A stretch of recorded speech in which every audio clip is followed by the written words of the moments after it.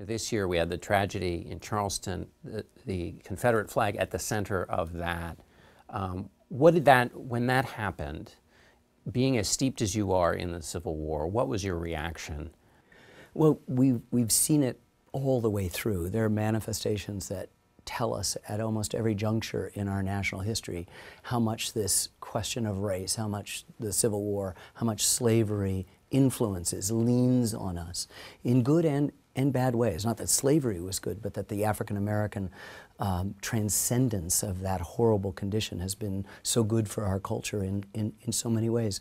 When the tragedy happened, I wept like everyone else, but it offered, as symbols often do, a chance to re-examine history. I mean, everybody was brought up with the idea that that flag was the flag of the Confederacy. It was not. It was one of many battle flags of the Army of Northern Virginia. It got adopted after 1954, worked into state flags in the Old South, and what happened in 1954 was the Brown versus Board of Education that said that separate but equal wasn't lawful, wasn't moral, that we had to begin to desegregate our schools. And what that flag came into prominence afterwards was essentially not about heritage, not about Civil War heritage, but about resistance to civil rights. And so I think when we are steeped in our history, when we know how complex and contradictory it is, how powerful, how elegant, how symbolic it is, then we can make smart decisions, either as leaders or just as a populace. So take down that flag